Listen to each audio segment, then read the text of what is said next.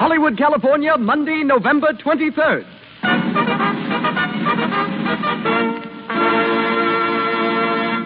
The Lux Radio Theater presents Paul Muni in the story of Louis Pasteur with Fritz Leiber and Crawford Kent.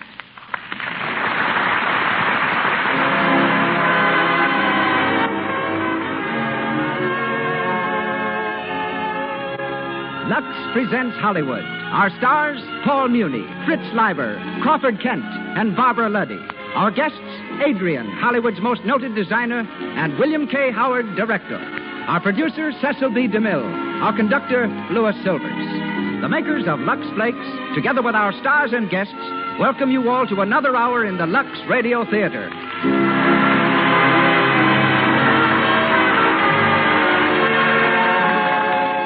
Here's a word to the ladies. Try Lux Flakes for washing dishes. Ordinary soaps often dry your skin, making it rough and red, and making the nails brittle. Lux Flakes contain no harmful alkali. They protect the natural oil in your skin, safeguard your manicure, and give your hands beauty care right in the dishpan.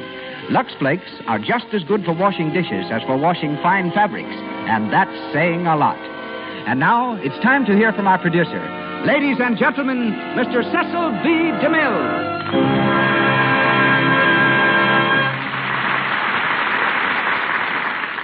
Greetings from Hollywood, ladies and gentlemen. Paul Muni is a paragon of paradoxes. Born in Vienna, he doesn't waltz.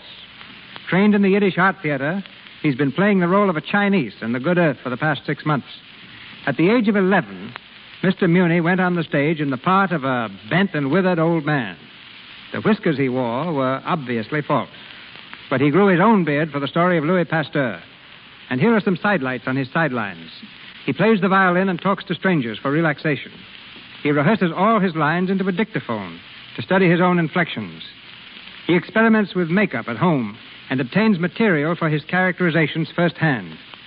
In other words, if he's playing the part of a Chinese, he spends a great deal of his time in the Chinese Quarter. And if he's to be a gangster on the screen, he mingles with the gangster element. And if he's a scientist, he reads everything available on the science he's supposed to represent. It's nearly 2 years since Mr. Muni's last appearance on the air. Then, as tonight, he was heard from the Lux Radio Theater and starred in his favorite stage play, Counselor at Law. Tonight, we hear him in his favorite screenplay, The Story of Louis Pasteur. The part of Dr. Charbonnet is played by the same distinguished performer who enacted it on the screen, Mr. Fritz Leiber. Crawford Kent will be heard as Dr. Radice.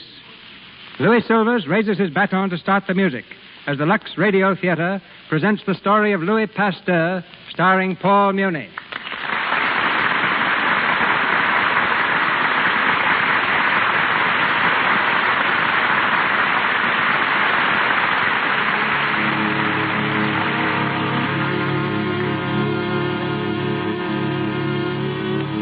Paris in the 1860s. We're in the laboratory of Louis Pasteur. The long, sparsely furnished room is lined with deep shadows. Along the walls stand crates of guinea pigs and squeaking mice, and in the center, a crudely built table is littered with twisted test tubes and cauldrons. It's early evening. Under the garish light of an overhanging lamp, Pasteur leans over his microscope, his eyes glued to the black cylinder. His wife enters the room and stands for a moment watching him. Louis. Louis. Yes? Haven't you worked long enough? Aren't you tired? Tired? You've been here all day since early this morning. I know. Roux? Yes? Have you finished with those slides? In a moment, monsieur. Hurry them along. Louis, I brought the newspaper for you. Newspaper? What do I want There's with it? something in it you should know. Dr. Frederick is dead. Dead? He was killed. Shot. Who did it? The husband of one of his patients. Listen. When asked by the magistrate why he had killed Dr. Frederick, the man shouted, "He killed my wife with his dirty hands. He gave her fever, childbed fever." Then the prisoner produced a pamphlet which read, "Doctors, surgeons, wash your hands. Boil your instruments. Microbes cause disease." The pamphlet was signed, Louis Pasteur. My pamphlet. Louis, don't you know what it means? They're blaming you for the death of Dr. Frederick. Nonsense. They are. Dr. Charbonnet, Dr. Radis, all of them. They call you a murderer, a menace to science. And they are a menace to humanity. If they should appeal to the Emperor... Let them. The Emperor's no fool. Look at the facts, Marie. 3 out of every 10 mothers today die in childbirth. Why? Because our learned physicians are too pig-headed to realize that germs have the power to invade the bloodstream and cause disease. But, Louis, you tell them to wash their hands, boil their instruments. Still, you can't be sure. You haven't found the germ. But I will. I will. Papa? Oh, what is it, Annette? A letter for Papa. A messenger brought in the carriage. There were 2 soldiers with him. Louis. Give me the letter. It's from the Emperor. The Emperor? Then it's just as I thought. Charbonnet and Radis have gone to him. Quiet, my dear. It's not as you thought. Listen to this. At the request of the court chamberlain and the command of His Majesty Napoleon III, you are invited to a reception at the palace. Oh, Louis. A carriage will be sent for you at 8 o'clock next Thursday. A reception at the palace. Louis, what an honor. It is my chance, Marie. Radis, Charbonnet, Rossignol, they'll all be there. It is my chance at last.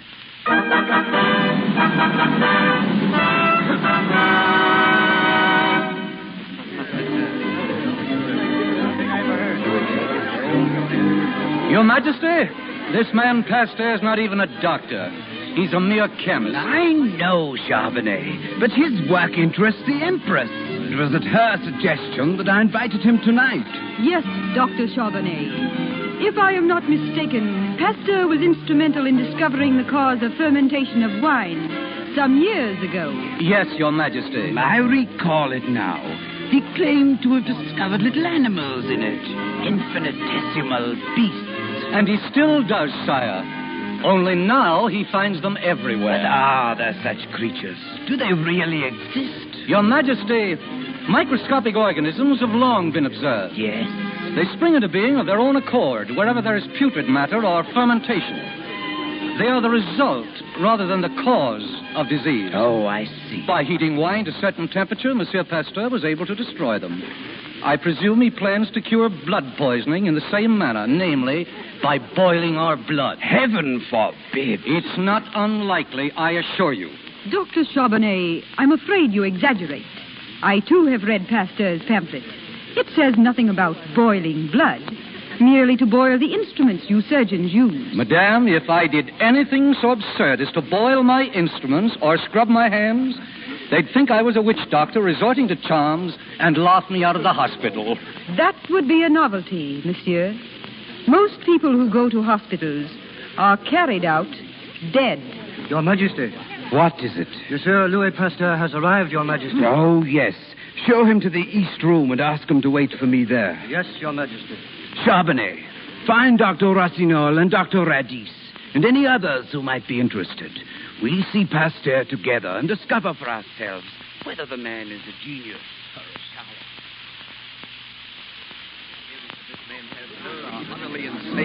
Impossible. I refuse to believe it. One moment, Dr. Radis. Yes, Pasteur, will you please tell us precisely what you mean? I will, sire. The hospitals of Paris are pest houses. There's scarcely a doctor in the city who's not carrying death on his hands and on his instruments. Because of microbes, monsieur? Your private menagerie of invisible beasts? Exactly.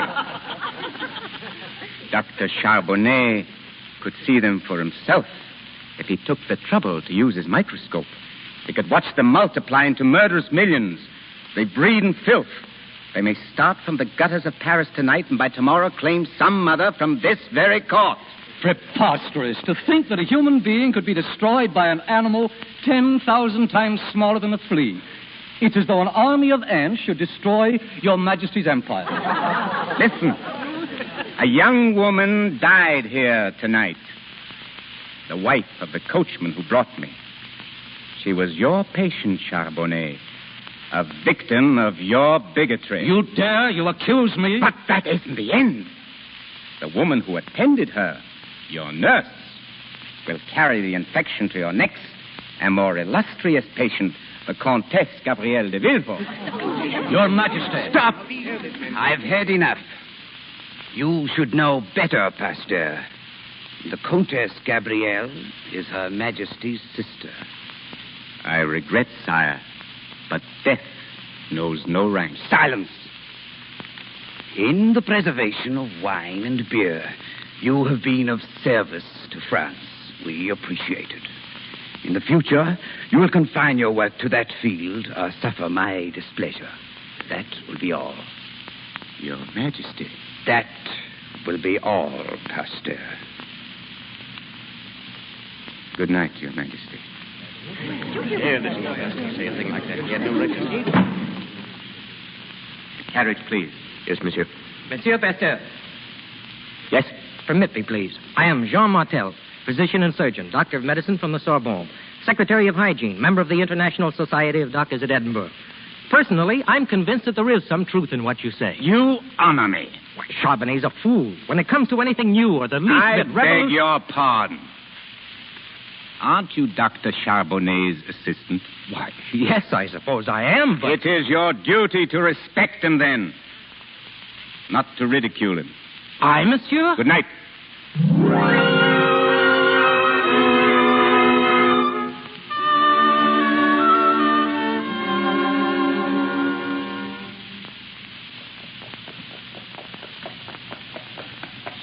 Mommy, he's coming. I hear his carriage in the street. Quick, Annette. Run and open the door for him. Yes, Mama. Oh, you will light the candles on the cake. 38. Only 38, and all ready to have done so much for the world. Ah, she's coming. Open the door, Annette. Happy birthday! Happy birthday! What? Oh. Thank you, my dear. What's the matter, Papa? Louis, Yes? is anything wrong? You'll have to pack, Marie. We're leaving Paris tomorrow. Tomorrow? Louis, what's happened? I've stepped too hard on the toes of our doctors. I've insulted the Academy of Medicine. They forbid me to work on human diseases. We must leave here, Marie.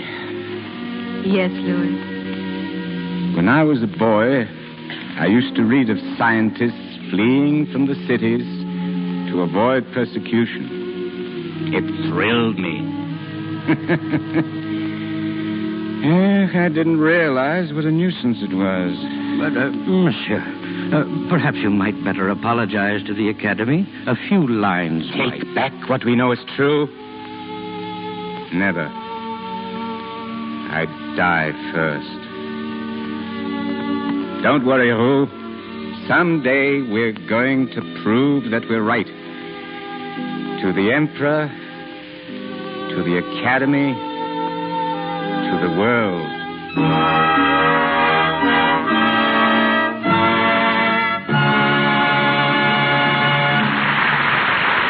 In a moment, we will continue with the Lux Radio Theater presentation of Louis Pasteur, starring Paul Muni. But now we're going to the stockroom of Columbia's Wardrobe Department on Gower Street. A seamstress is taking one of her new assistants through the department, showing how and where the dresses and coats are kept. Now, over here are Irene Dunn's dresses. These are the ones she wore in Theodora Goes Wild. So might as well take the pink one out. It's got to be washed before we make it over for another picture. Washed? Why, can you wash a dress like that? Oh, yes. They were 15 days making that particular scene. And I know that dress has been washed at least 3 times. Well, I didn't believe you could wash that kind of material. Oh, my, yes. It washes beautifully in Lux Flakes. Of course, we wouldn't risk it in anything else. You see, these clothes are worth a lot of money, and we can't take chances. They've made Lux a rule here in the wardrobe department. You better keep that in mind, too. Always see that there's plenty of Lux. Now, on this side over here... All the big Hollywood studios use Lux Flakes for washing fine fabrics because they've discovered it's the sure, safe way to keep them looking like new. Lux contains no harmful alkali, and with Lux, there's no harsh cake soap rubbing. Even the sheerest materials that are safe in water alone, you can put into gentle Lux suds with perfect assurance. Try it for all your precious washables. Your silks, rayons, woolens, and fine cottons. You will love the way they come out of Lux, clean, fresh, and brand new looking. And once again, Mr. DeMille.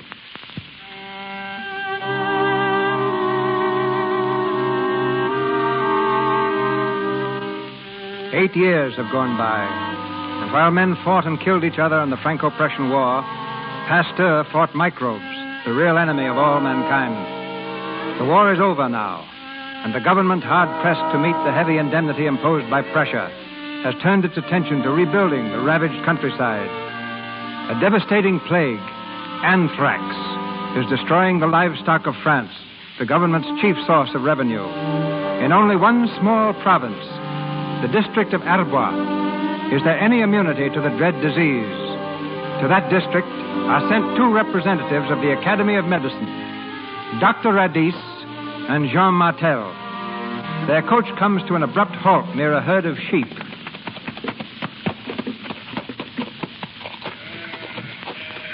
Look at that herd, Dr. Radis. They seem to be healthy enough. Luck, that's all. Pure luck. These fields have become immune. Yes, but how? Why? Oh, my dear Martel, such questions are beyond the scope of science. When you ask me how or why, I must refer you to the theologians. Thanks. I'll ask at this farmhouse first. Oh, Martel, don't waste your time. Asking questions is never a waste of time. Oh, but my dear fellow... Radis, the future of France. Our whole financial structure lies in the health of our livestock. If we're to meet our indemnity, we must have a source of income. Oh, good morning, monsieur. Oh, good morning. Good morning. I'm sorry to intrude upon you. I'm Dr. Jean Martel. This gentleman is Dr. Radis. We were sent here by President Thiers to discover, if possible, why your sheep have escaped the plague. Oh, you're quite welcome. My name is Annette. Annette Pasteur. I'm sure Father will be delighted to see you. Pasteur? Not Louis Pasteur, that chemist. Yes, monsieur. Will you come this way? Father's back in the shed vaccinating some sheep. Vaccinating? Yes, monsieur. Against the anthrax bacillus. The what? The microbe, monsieur. The germ that causes anthrax. Do you hear that, Martel? The germ. What? Oh, yes. You seem to be very well informed, Mademoiselle Pasteur. Oh, thank you. I couldn't help but know something about it. Oh, Father, there's someone to see you. Oh, good morning, monsieur. Dr. Martel and Dr. Radis. Dr. Rat. Oh, yes. So, Monsieur Pasteur, you are now the savior of the sheep, eh? Very interesting. You remember Pasteur, Martel? He's the man who was responsible for Dr. Frederick's death, remember? He was run out of Paris. Not quite, Doctor. Oh, don't deny it, you were. And you were warned not to practice. Positively forbidden. What's that? That sheep doesn't seem to agree with you, Dr. Radis. A prophet is never without his followers, it seems. But rarely such intelligent ones. These animals know what's good for them. Perhaps you'll tell me what's good for them. I'd like to know, too. Oh. Yes, monsieur? Come here. Brew, will you try to explain to Dr. Radis just what we're doing? He's a member of the Academy of Medicine, so you'll have to use very simple language. We are convinced, Dr. Radis, after 8 years of experimenting, that this vaccine, when injected into the animal, will set up an immunity. Ridiculous. It would take 80 years to convince me. 80? Aren't you a bit optimistic? Well, the simple truth of the matter is that your fields are immune. It's impossible for sheep to be stricken in this neighborhood. And when I make my report to the Agricultural Board, I'm going to advise that all healthy cattle be moved to this district. No, you can't do that. I tell you, these fields are reeking with contagion. They'll die by the thousands. Bah! Oh, come along, Martel. I've heard enough. Dr. Radis. Well, are you coming? No. I'm going to stay. Very well. Sit on. Still disobeying your superiors, eh, Dr. Martel? Why, I didn't think you remembered me. At the palace. The night I told the Emperor Comtesse de Villefort would die. You were right. She did die. Charbonnet's never forgiven you. It's a pity. May I ask why you want to stay? I'm no longer an idle courtier, monsieur. I work for the government. My job is to help the farmers of France. So, well, if you don't mind, I'd like to work with you, monsieur. Annette? Yes? Come here, dear. Ask your mother if we have room for a guest. Oh, yes, I'm sure we have. I'll see. Excuse me, monsieur. My daughter blushes a pretty color. She's a very pretty girl, monsieur. Oh. Mm-hmm. So, you want to render your country a real service, is that it? Why, yes. Yes, I do. If you've discovered a vaccine against anthrax, it's my duty to make it known. And you think the Academy would be interested? If you can convince me, monsieur, I should be honored if you'd allow me to convince them. Thank you. Come along, Marcel.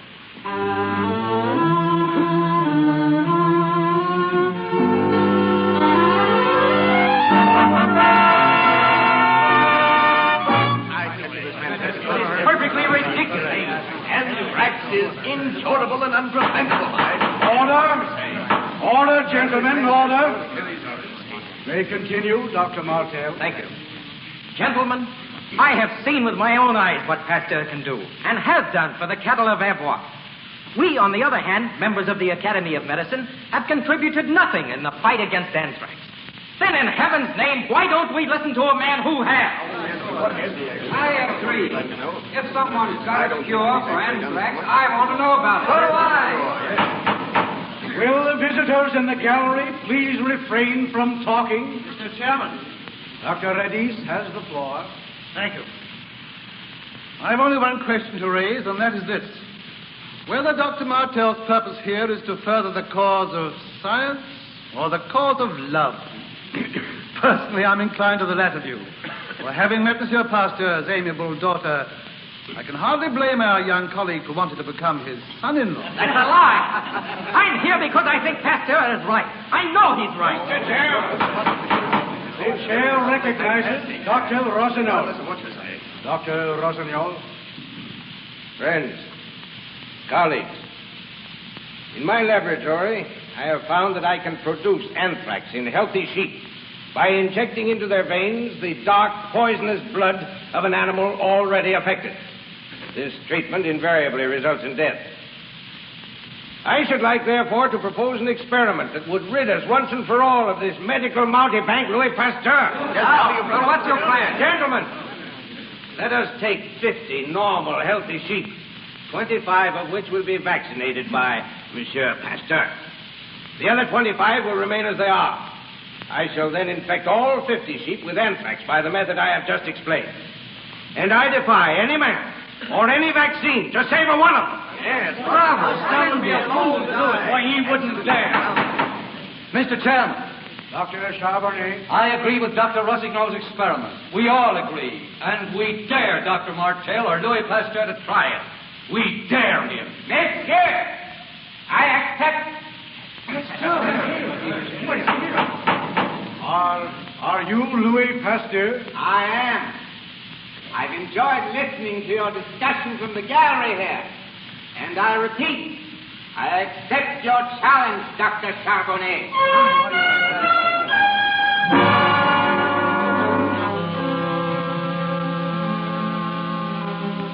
The experiment has been carried out. 50 sheep, all of them infected with the deadly anthrax bacillus.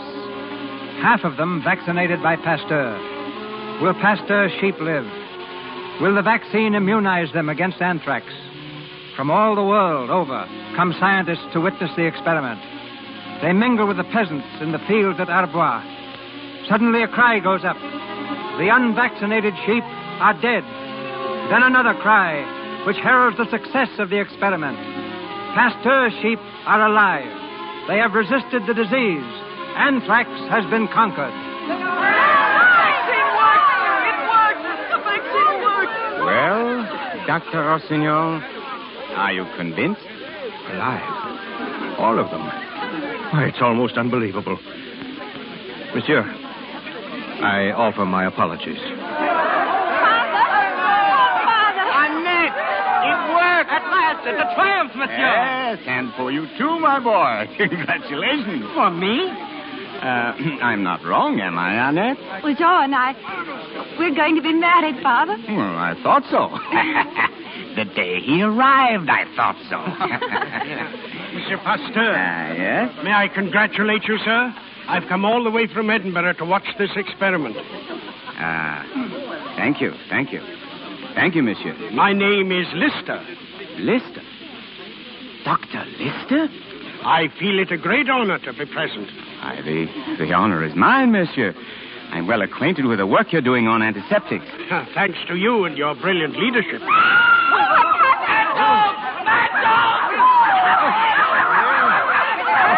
It's a dog. There's a mad dog loose. Jean, take Annette to the carriage. Quickly. Quick. A man has been bitten. They've shot it. Yes, too late. Take him to the blacksmith. Take him up there. To the blacksmith. To have a red-hot iron burned deep into his flesh. Oh, poor fellow. All the doctors in Europe couldn't do more for him. If he doesn't get rabies, even after the cauterization, he'll be very lucky. To die of rabies. And yet, there must be a way. A cure. There must be.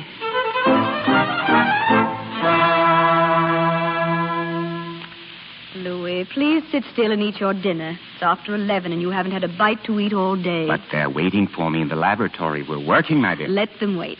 Look, I have a letter for you. It came by special post from England. From Dr. Lister. Let me see her. Not until you've eaten. Oh, but it's important, Marie. I must know what it says. Very well. I'll read it to you. Dear sir, my observations lead me to believe that you are a scoundrel. What? I am told that in the year you've been in Paris, you've become a slave driver to your assistants, that you neglect your wife, abuse your family. Come, Marie. This is no time to joke. Very well. I'll tell you what he really says. Your recent paper on the known sources of infection is admirable in every detail. Ah, a very clever man. Listen to this. Forgive the frankness with which a common love of science inspires me. I embrace you. My fellow workers in Brussels and Prague report that their hospitals are rapidly becoming safe. Mothers can go to them without fear. That's where our Annette should be sent to have her baby. I must tell Jean. Listen, there's more. I do not hesitate to acclaim you the most valuable man yet to enter the field of science. Good Lister. You see, Marie? Now I must work and work and work. Louis, what was that? Nothing, Marie, nothing. Down in the laboratory, I heard it. What is it? What is it? It's... A dog! A mad But dog! it's all right, Marie. We have a mad dog down there, but... Please, Louis, please, not hydrophobia. Don't work on hydrophobia. I may as well tell you, Marie. I've been trying to discover a cure for months. I've pledged myself to wipe it from the face of the earth.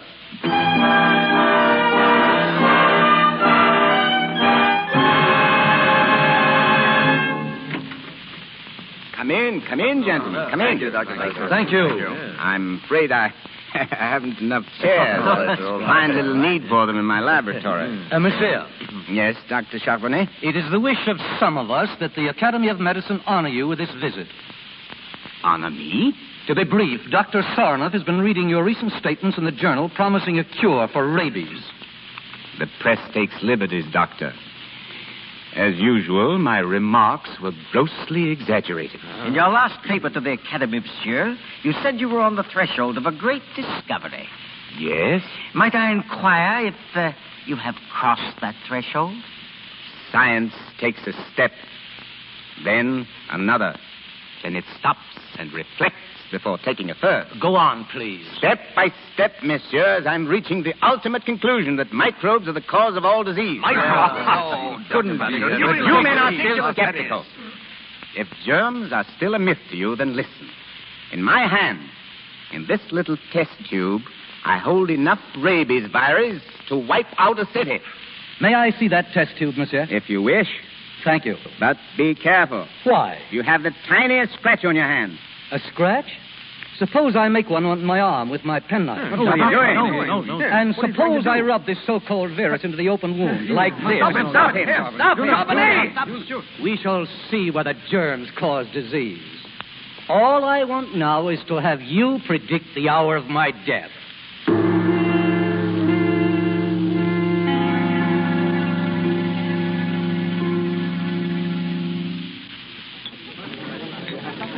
There's Charbonnet now, sitting at the table. He seems to be enjoying his beer, too.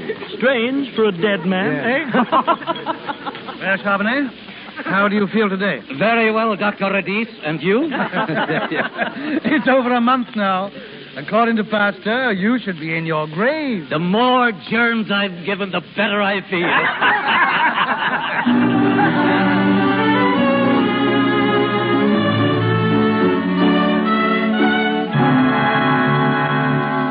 Pasteur, I've come to warn you about Charbonnet.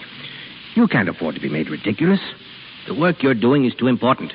I wish it were important, but it isn't. Yes, but you seemed so confident the day we were here. Still am. Every animal that was vaccinated with the contents of that test tube died, except Charbonnet. For some reason, he was able to resist the disease. Why, I don't know. Are you sure it was the same tube? Positive. It was the only specimen I had. You may have let it stand too long. You told me once that germs grow weaker, less virulent with age. Wait. It might be. Come into the laboratory. Who? Marcel. Monsieur? Who? How old was that virus when Charbonnet rubbed it into his arm? 14 days. And when was it last used on a rabbit, Marcel? Why, about a week before, I believe. A week? Are you sure? Wait a minute, wait. Here's the record.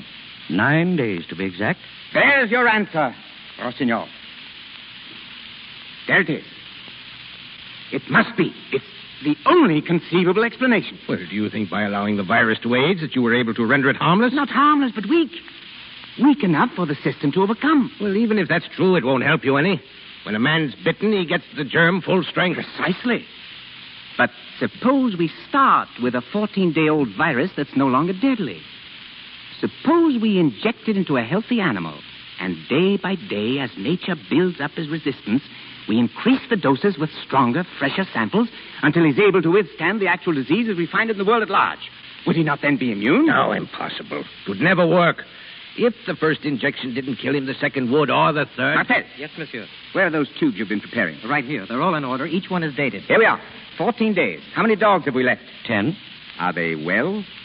Healthy? In perfect condition. They've never been exposed. Give them hydrophobia. Monsieur. What? Give them hydrophobia.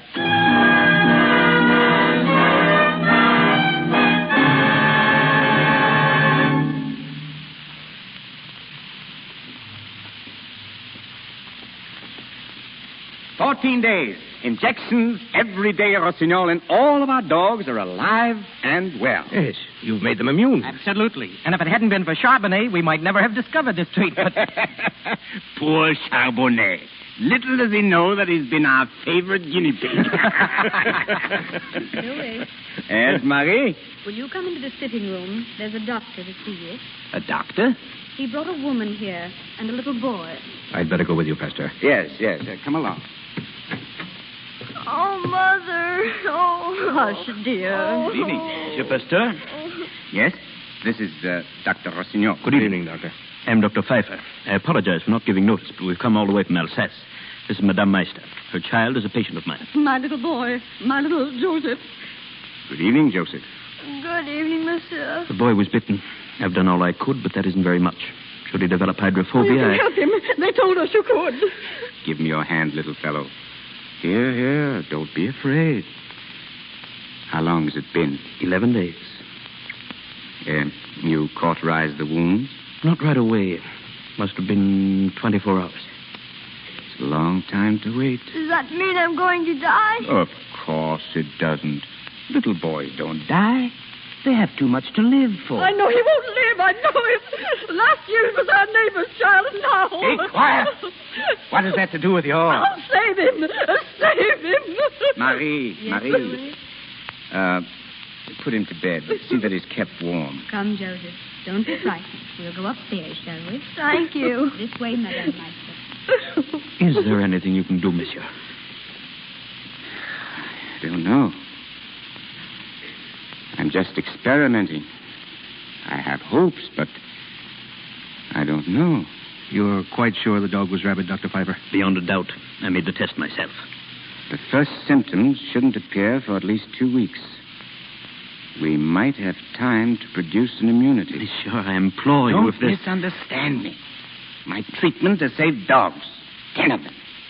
But I haven't the faintest notion what effect it would have upon a human being. If I failed, it would mean prison. Perhaps the guillotine. Since death is the only alternative for the boy, I'd be willing to try anything. Wouldn't you, Dr. Rossignol? No, I'm sorry. I can't agree. Much as I admire Pasteur's accomplishments, nevertheless, where human life is at stake, I'd hesitate a long while before going contrary to the best medical knowledge. Which, in the case of hydrophobia, is to let the patient die. We do what we can. We administer drugs and sedatives. Is there a single cure on rats? I'm not arguing for it.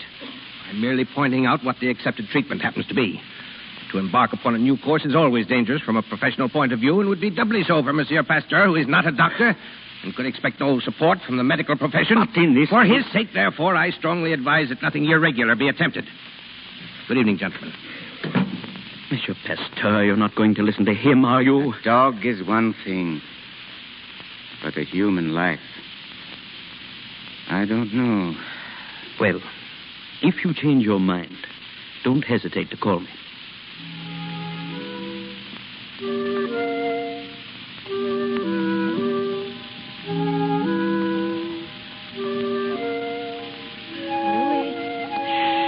Louis, where are you?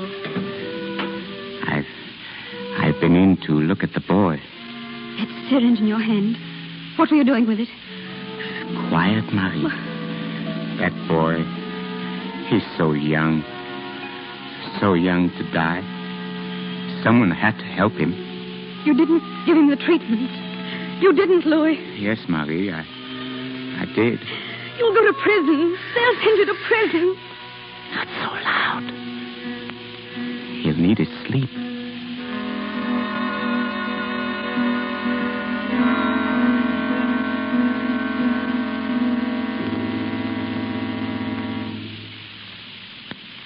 We pause for station identification. This is the Columbia Broadcasting System. Paul Muni resumes the story of Louis Pasteur shortly. In a few weeks, American audiences will see what is reported to be the finest picture ever made in Great Britain, called Fire Over England. Yet the ball of fire responsible for it is an American, William K. Howard of United Artists Studios, who was borrowed from Hollywood to direct it. It was just 10 years ago that I met Mr. Howard at Paramount. He joined me later at the Mill Productions and has since directed films at Fox, Metro-Goldwyn-Mayer, and Paramount, turning out such hits as White Gold, Transatlantic, Rendezvous, and Mary Burns' Fugitive. It was Mr. Howard who directed Paul Muni's first picture, The Valiant. Ladies and gentlemen, William K. Howard.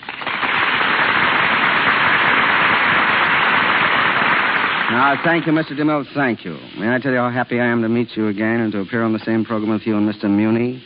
And may I congratulate you upon the success of that brilliant picture, The Plainsman, yours, that I had the pleasure of seeing last week. Thank you, Bill. Thank you. Nice to hear you referring to my directing Mr. Muni in The Valiant. That was an interesting experience because, well, Mr. Muni's first picture was almost his last. You see, the producers stopped production almost before it began. I'm sure that Paul recalled the first line he ever said in any motion picture. It was, "I've just killed a man." And the producers thought that this speech would kill the picture and kill Muni. But the picture went on, and Paul Muni emerged, the great screen personality that he is today. It's very interesting, Bill. But please tell us something about England. Is it true what they say about the tea over there? I knew that was coming, C.B., and here's the answer. Tea is almost as important to British production as the film itself. It goes something like this. One stops production for tea at 10 o'clock in the morning, then one stops production again for tea at 4 in the afternoon, and then one goes to the country for the weekend to rest up. But seriously, C.B., it would be absurd for us to dismiss British film production as a factor in our business. They're enthusiastic, they're aggressive, they are determined.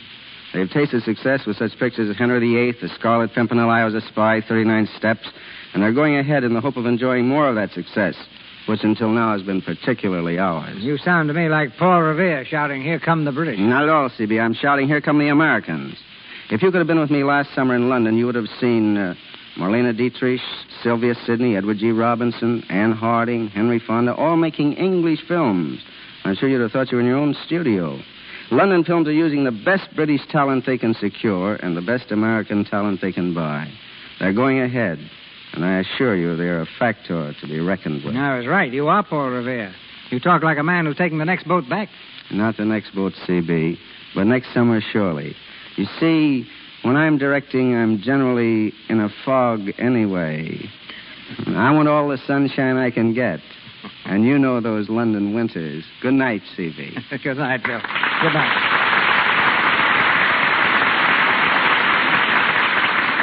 Back to the story of Louis Pasteur, starring Paul Muni.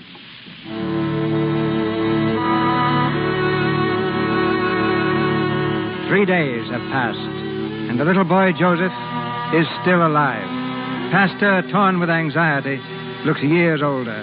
His shoulders droop and his step lags. He's also worried about his daughter, Annette. And as he enters the living room, he sinks exhausted into a chair. Any news of Annette? Her time is drawing very near, that's all. What does the doctor say? He hasn't been here today. I sent round for him. They said he was ill. Ill? We'll have to get someone else. When it comes to the use of antiseptics, it's difficult to find one you can trust. I'll speak to Dr. Bedell in the morning. Louis, how is the boy doing? The third injection made him sick. He has a fever. A fever? What are you going to do? Do? Give him a fourth, a fifth, a sixth. If he lives. Marie, I've been lucky all my life. Luckier than I deserve. But if I fail now... You're not going to fail. He'll recover. And when he does, we'll go away. We'll take a long vacation. Roux, Martel, all of them. They need it more than we do. How fine they've been. How patient. They'll never know how grateful I am. And why don't you tell them? I will. I will. And you, Marie. You most of all. What have I done to warrant such devotion? Do you remember what you said when you asked me to marry you? You said, there's nothing in me to attract a young girl's fancy, but those who have known me very well have come to like me. Did I say that? Was I really that vain? And you knew better, too. You were looking in a mirror when you spoke. Madame Pasteur. Yes, what is it, Cecile? Annette, madame. The coachman has just come from her house. She wants you. So soon? And Dr. Leclerc is ill, Louis. Go to the house. I'll find a doctor and meet you there. Hurry, Marie. Why doesn't he come? Why doesn't he come? He'll be here, madame. Don't worry. Did you boil the water, Cecile? Yes, madame. And there's sterile gauze in the cupboard. In here. Louis. Yes. Is she all right? Yes, the doctor, Louis. I have one. Come in, doctor. This is my wife. Marie, this is Dr. Charbonnet. Charbonnet? At your service, madame, but only because Dr. Leclerc is indisposed and Dr. Bedell is away on a vacation, eh, Pasteur? Well, I had to have someone. I'll go to Annette. Cecile, come with me. Yes, madame. Would you mind picking up that instrument, No, please? not at all.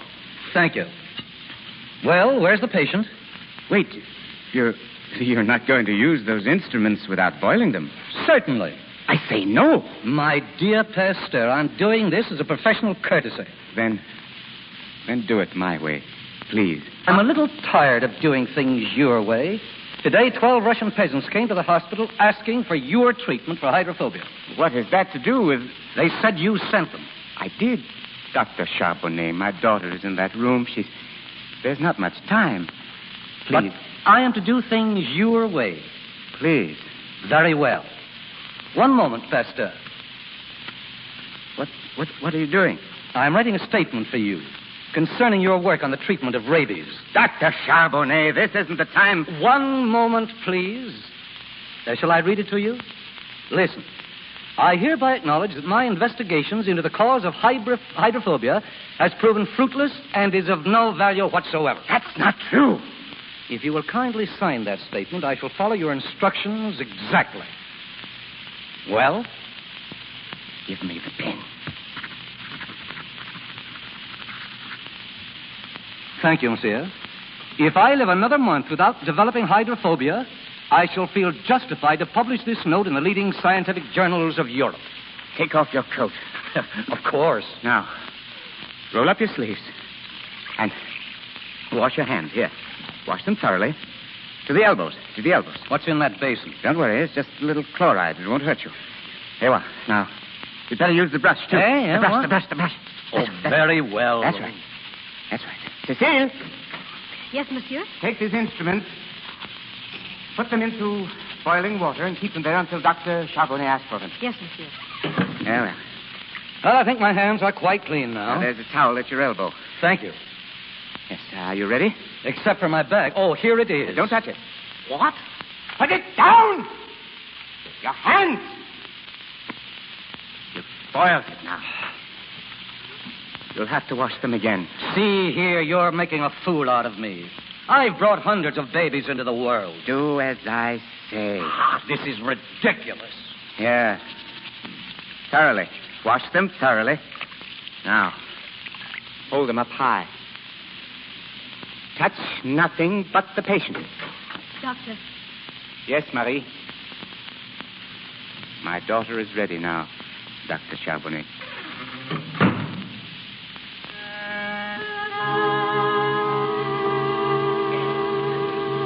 Louis, are you asleep? We have a grandson. Do you hear? A grandson. Louis, wake up. Dr. Charbonnet, come here. Louis. What's the matter? My husband, he doesn't answer me. Quiet, please. What is it, Doctor?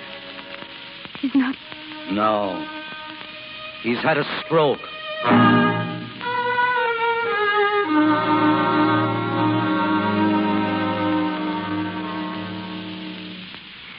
You see, Jean? He's opening his eyes. He'll be all right now. Marie. Yes, Louis. I'm here. My left side is paralyzed. Only slightly. It isn't serious. When did it happen? A few days ago. A few days? You were more tired than anything else. I have no fear of death, Marie. No fear. Oh, Jean. The Meister boy. How is he? He's doing splendidly. Thank God. Thank God. And the Russians, were you able to help them? No, the hospital refused to allow our treatment without permission from the academy. Permission was granted this morning, but too late. 3 of them died yesterday. Horribly. Let me up. I must go. Louis, please. Let me up. How many are left? 19, but it's no use. It's hopeless. If our efforts can save one, it will be worth it. Help me up, someone. Get me dressed. Order the carriage. I'm going to the hospital. Faster, man. Faster. Спасибо. Ты меня сильно ратовала, моя Patient number 6, first treatment. 14-day-old virus. Give it to him, Roux. Yes, monsieur. Patient number 7, 4th day. Any change? Not this morning. Continue treatment 11. 11-day virus. Patient number 8. Monsieur Pasteur.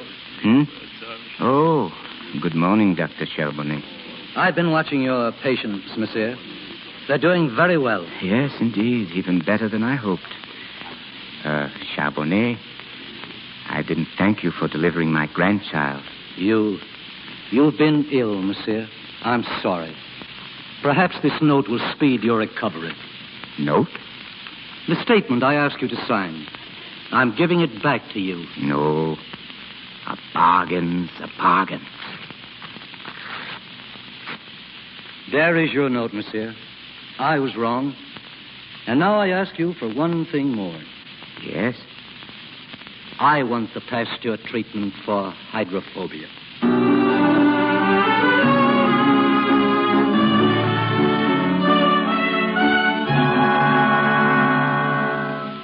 How is Monsieur Pasteur today? Oh, I don't know, Jean. He's so tired.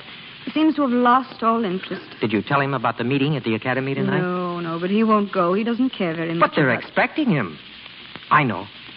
Yes, I know. Tell him someone's going to refute his theories. He'll care about that. Perhaps. Where is he? In the living room with Joseph. I'd better see him. Joseph's mother's here to take him home. I'll wait at the academy. Louis. Madame Meister's waiting. One moment. Well, Joseph, you're going home. Yes, monsieur. Thank you. Come here. Can you write? Yes, sir. Would you like to write to me? Yes, very much. Then let me hear from you every month, won't you? Yes, monsieur. Now, don't forget. I'll be looking for your letter. Goodbye, Joseph. Goodbye. Goodbye, Mère Pasteur. Goodbye, dear. Well, I never thought he'd leave here alive, Louis. thank God that he did. Oh, by the way, Louis, Rue just told me that a foreign scientist is giving a lecture at the Academy this afternoon. He claims to have disproven your entire germ theory. What? Again? Who is he?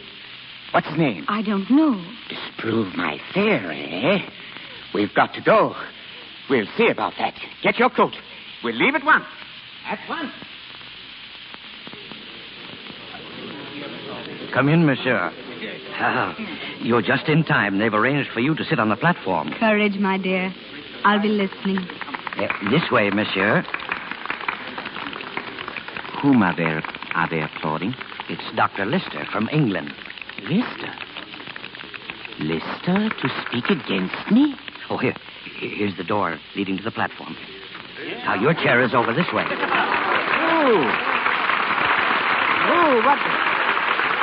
What is it? Why, it's you. They're applauding you. Why, I don't understand you. You said Lister. There's no one speaking against your theory. Oh, here he is now. Monsieur Pasteur, I greet you in the name of humanity. Lister. Great Lister. Monsieur Pasteur, from His Majesty the Tsar of Russia, the Diamond Cross of the Order of St. Anne, with our profoundest gratitude.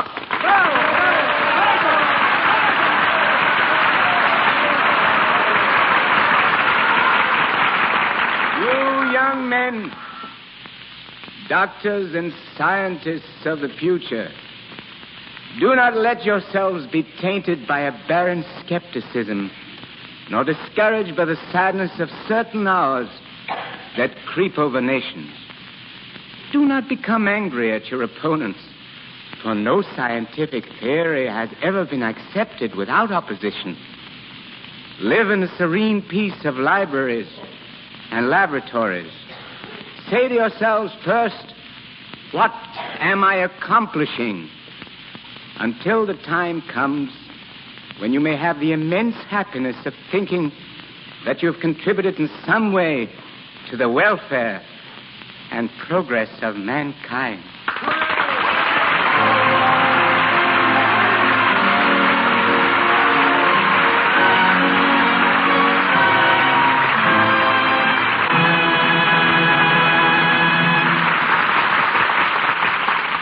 And so we end the last chapter of Louis Pasteur. Paul Muni, however, returns to us in a few moments. There sits a king in Hollywood whose scepter is a pencil and whose subjects are women the world over. His realm is fashion, and in this sphere, his name, like Abu Ben Adams, leads all the rest.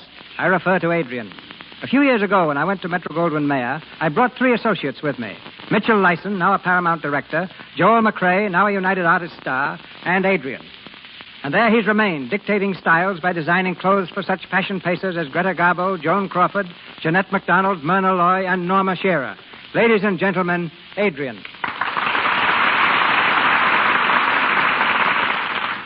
Thank you. The best advice I could possibly give any woman who wants to dress well is summed up in 2 simple words. Be yourself. Women are inclined to drift carelessly into personalities they would like to be, rather than what they really are. There are women who just know their garbos, while actually their thoughts and characteristics are much more like Simone, or even at times like Shirley Temple. You will never be well dressed until the clothes you wear are the true reflection of your real self. That's sound advice, Adrian. But how does a woman find her real self? By observing herself intelligently and by dropping all insincerity. Women have acquired many affectations through years of confused associations. When they can push all that aside, they will see themselves simply They will dress simply, look smart, and be attractive. Is it your opinion, then, that women should not be influenced by what they see on the screen? Only if they're smart enough to realize that many gowns in motion pictures are designed solely for dramatic purposes and may be quite ridiculous in real life. Well, it's all very well to tell women that proper dress will do wonders for them. But suppose they don't have a great deal of money or a great deal of beauty. What then? Well, frankly, Mr. DeMille, a lack of money can be a distinct advantage. Women who must watch their budgets are much more apt to show better taste because their dresses must be more conservative for all-round wear. As for good looks, the women who lead fashion are rarely beauties. Girls like Joan Crawford, Greta Garbo, Carole Lombard, Kay Francis are not pretty from the accepted magazine cover standard, but they use their heads and are constantly doing the unexpected in their dress. The three most important pictures you've worked on recently, Adrian, are Parnell with Myrna Loy, Maytime with Jeanette MacDonald, and Camille with Greta Garbo. Do you expect these pictures to set any new style trends? Well, each is a costume film of about the same period. It may be that next spring you'll see ladies wearing bonnets like Garbo's, but they'll be dashing rather than prim. Dresses may have a bit of a bustle, and I wouldn't be surprised if shawls are worn next summer over evening gowns. I'm only guessing now, and that's a good signal to call a halt. Mm-hmm. I hope I've been as much help to the women in our audience as Lux Flakes are in protecting our wardrobe at MGM. Thank you. Good night, Adrian. Good night. And now tonight's star, ladies and gentlemen, Paul Muni. Thank you, Mr. DeMille. There's no character I've enjoyed portraying more than that of Louis Pasteur.